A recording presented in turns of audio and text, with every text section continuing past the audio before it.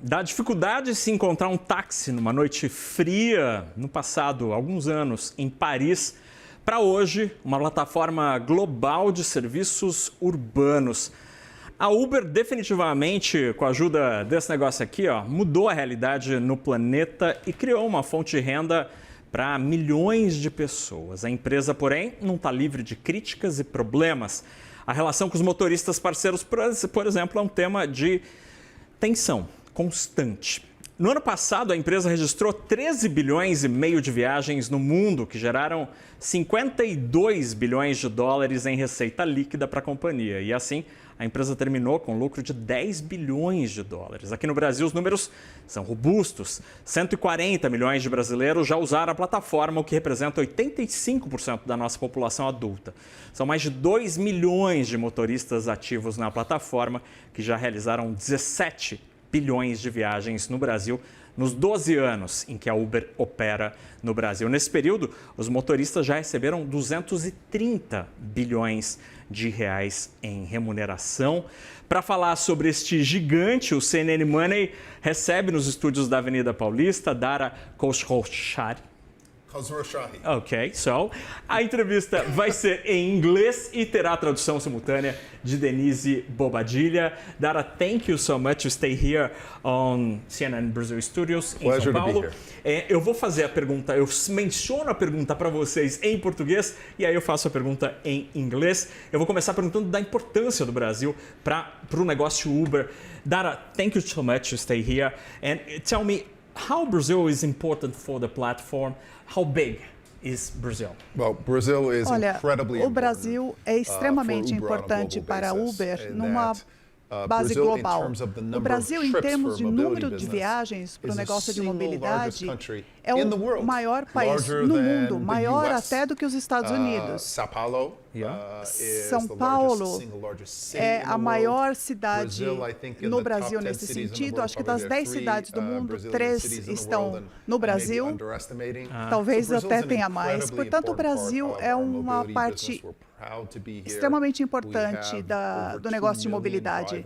Nós temos mais de 2 milhões de motoristas no Brasil. É uma parte importante do nosso ecossistema. E nós continuamos crescendo, investindo. Uma das áreas das quais eu tenho orgulho é que agora nós estamos estabelecendo um centro de tecnologia aqui no Brasil, em São Paulo e também expandindo no Rio. Nós temos 500 engenheiros e queremos dobrar esse time nos próximos 3 anos. E nós estamos trazendo mais tecnologia não só para o Brasil, mas estamos construindo isso para todo o mundo.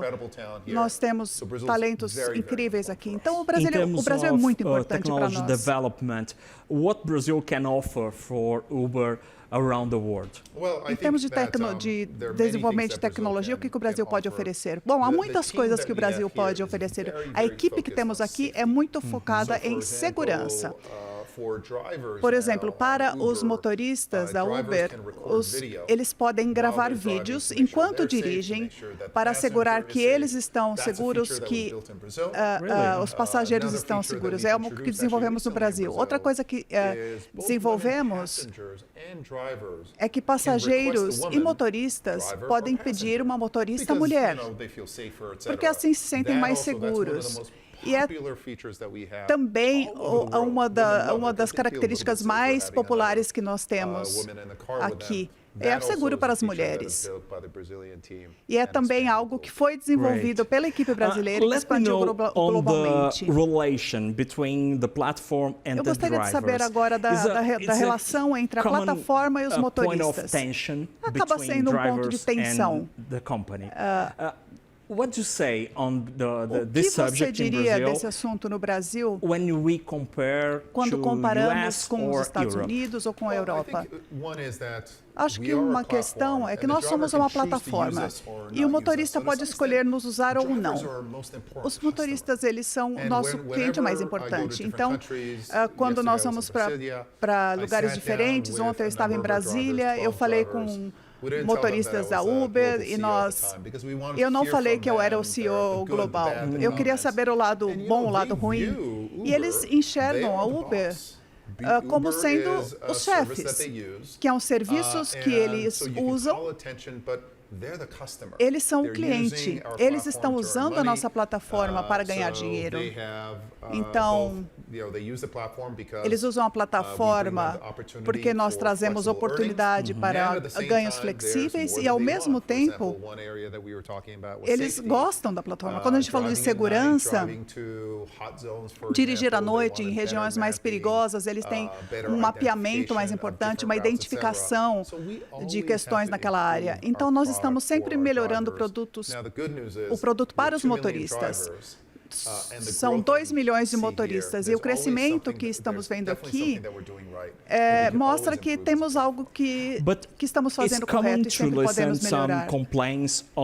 Mas há também a questão da parte que a Uber recebe dos motoristas. Que às vezes ela pode passar de 40%, 50%. Something more predictable for the drivers. O que pode trazer algo melhor para os motoristas nesse sentido? Bom, eu acho que o percentual de retenção no Brasil é muito menor do que 30%. Eu acho que é em torno de 20%. Na média em todo o Brasil. A taxa de retenção, ele muda de acordo com a viagem. Às vezes ela pode não ser muito boa para um motorista que não pega zero ou pega até uma taxa negativa, então ele acaba perdendo. Então, é para assegurar que o serviço esteja disponível não só para as áreas mais ricas das cidades, mas também para as áreas menos favorecidas, para que o serviço seja possível de ser usado em todas as partes do país, num preço possível. Então, para perder, às vezes a gente tira menos de 20% em alguns lugares. É por isso que essa taxa de retenção ela varia, para assegurar que esse serviço esteja disponível não apenas para os ricos, mas disponível para todos. E que, na média, a gente assegure esse percentual de retenção e possa oferecer o ganho maior para os motoristas, para os condutores. Isso é interessante. Eu vou perguntar para ele sobre o negócio brasileiro e como isso gera receita. Looking for Brazilian unit is a profitable para o mercado brasileiro. É um negócio lucrativo. Part of Brazil in your profit around the world. Qual é a parte do Brasil no negócio? Sim, o Brasil é lucrativo para nós. Nossas margens de lucro no Brasil são abaixo das margens globais, mas é porque nós continuamos investindo no Brasil e nós queremos assegurar que estamos contribuindo para a sociedade e nós queremos que a maioria dos fundos sigam para os condutores. Competition on this market. E olhando para a concorrência nesse mercado, quem é a maior concorrência aqui e no mundo? Acho que o maior concorrente são os carros pessoais, os carros das pessoas. É a concorrência que nós temos em todo o mundo. É claro que nos carros, nas condições nós temos competidores, concorrentes diferentes. Nos Estados Unidos é o Lyft, na Europa nós temos outros.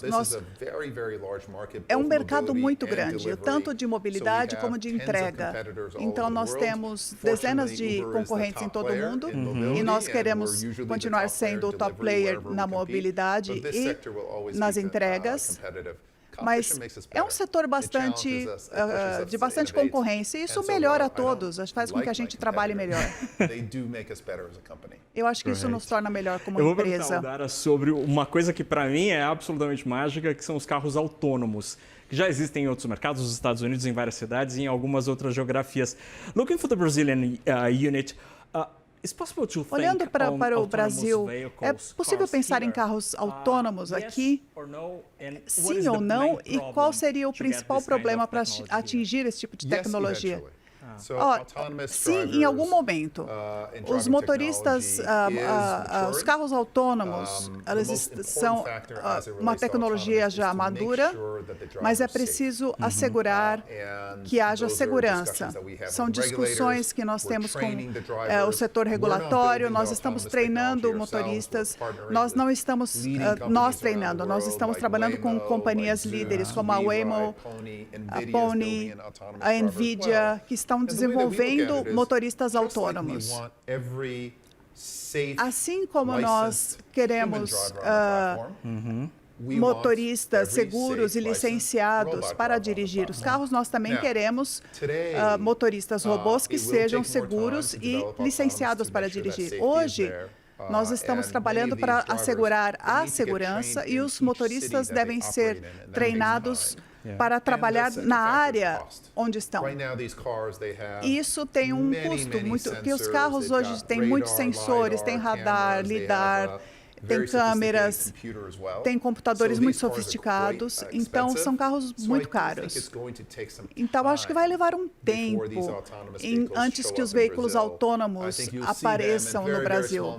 A gente tem números muito pequenos, nós teremos muito pequenos em 5 anos, mas mesmo em 10 anos, eles serão uma minoria. Mas será uma realidade. É uma experiência ótima, é uma experiência muito legal, mas vai demorar um pouco para chegar nas ruas de São Paulo. Ele falou sobre o futuro, eu vou perguntar o que a empresa será no futuro para além deste aplicativo que a gente tem aqui. Dara, looking for the future, 10, 20 years, what will be?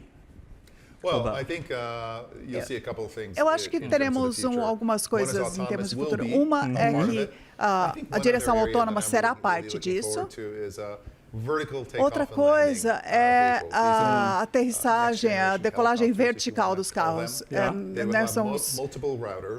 Serão uma tecnologia parecida um pouco com os helicópteros, com vários rotores. E eles são muito menores.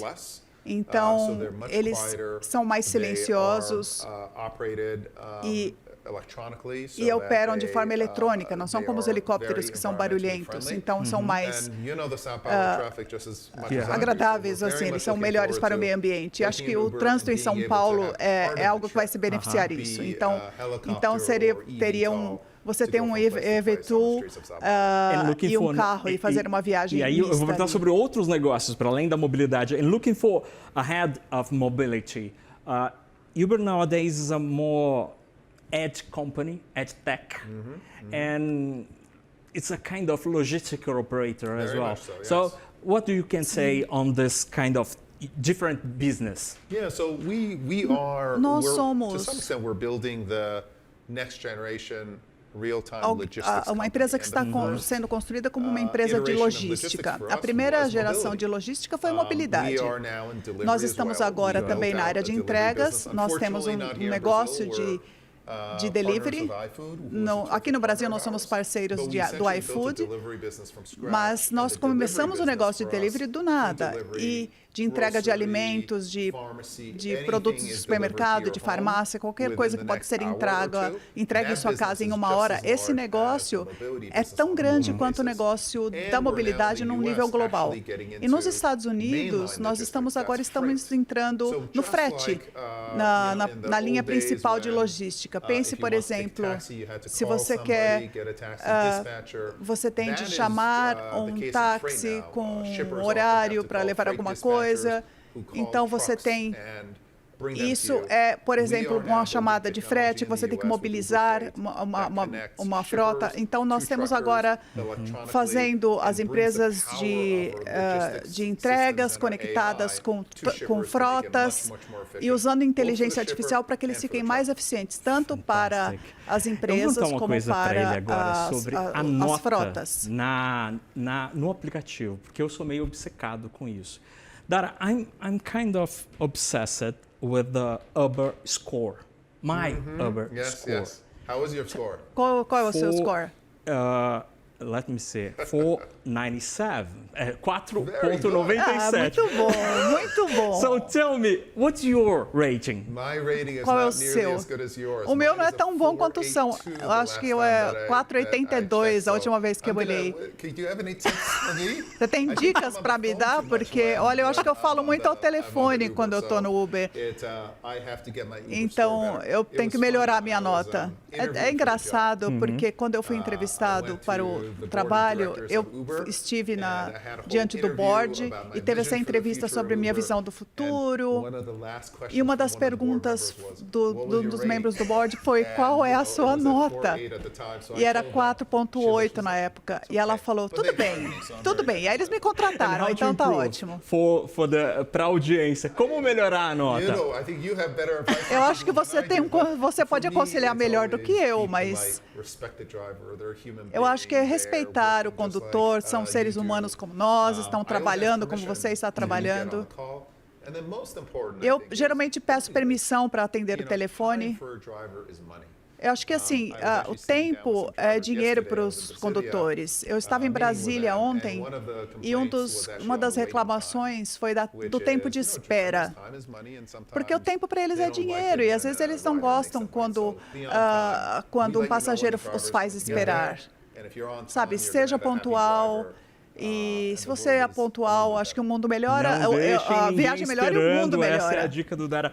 Eu vou perguntar sobre uma coisa que gerou muita polêmica nos últimos dias, que foi uma entrevista recente que ele deu, em que ele falou que as pessoas precisam trabalhar, inclusive no domingo. You, in a recent interview, you mentioned the email case and the Sunday answers. You have some buzz on that.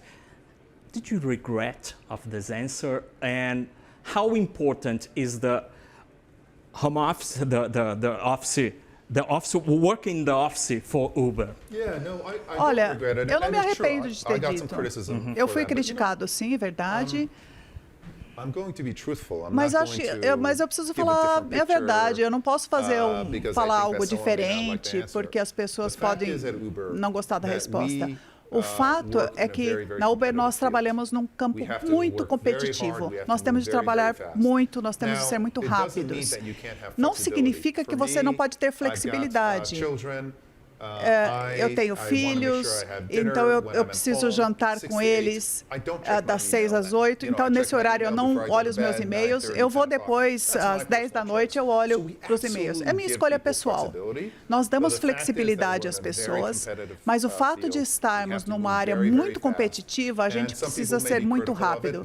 Algumas pessoas podem ter criticado, mas as pessoas não precisam trabalhar na Uber. Então, as escolhas que vocês fazem são importantes. Nós somos competitivos, nós exigimos bastante e, ao mesmo tempo, nós damos bastante. Não significa que é para todos e não significa que a minha maneira é a melhor no caminho à frente. Mas eu aviso sempre, é uma área bastante concorrida.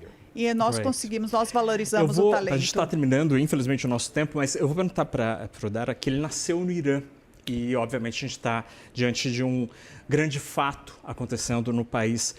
Dara, you were born in Iran. Yes. And tell me, what's your greatest concern and greatest hope nowadays looking for the war? Eu acho que a maneira que você colocou é importante. É uma preocupação e uma esperança. A grande preocupação é com o povo do Irã. Dezenas de milhares morreram durante os protestos contra o regime. Agora, com os ataques e tudo mais, há muita destruição no Irã. E os Estados Unidos e Israel estão tentando atacar ali alvos específicos, mas estão trazendo problemas para a infraestrutura, para as pessoas. É muito difícil acompanhar isso, para a minha família acompanhar isso. A minha esperança é que a cultura iraniana e o povo iraniano foram retirados do resto do mundo, foram isolados do resto do mundo. E se houver uma maneira do Irã entrar novamente no mundo global, global, ser parte da cultura global, da sociedade global, seria tão importante para o povo iraniano. Então, a minha esperança é que o Irã, depois de tudo isso, possa ser parte do mundo novamente. O regime islâmico que controla o país há anos, eles não serviu bem o povo nos últimos 47 anos.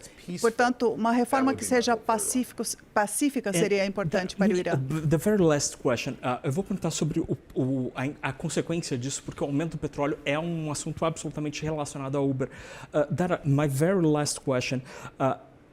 Facing the war, the oil prices are absolutely high. It's a main problem and concern for drivers. Yes. What do you can say to the drivers looking for the gas price? Well, I think it's something that we're watching Eu acho que é algo que estamos acompanhando agora. O custo do diesel e o custo da gasolina, nem tanto. É algo que estamos acompanhando com bastante cuidado. Pode ser algo traumático. Nós podemos, então, aumentar alguns preços para que os motoristas ganhem mais, porque para melhorar a renda deles. Nesse momento é uma questão, mas algo que estamos monitorando e vamos reagir de forma adequada para que os condutores sejam recompensados de forma adequada. We'll talk with you in some weeks to try to get a better rating. We have a plan. Melhor, tá? A sua nota é ótima, você está indo muito bem. Thank you so much. Muito obrigada. Essa foi a conversa com o Dara aqui, uma conversa exclusiva nos estúdios da CNN Brasil, aqui em São Paulo.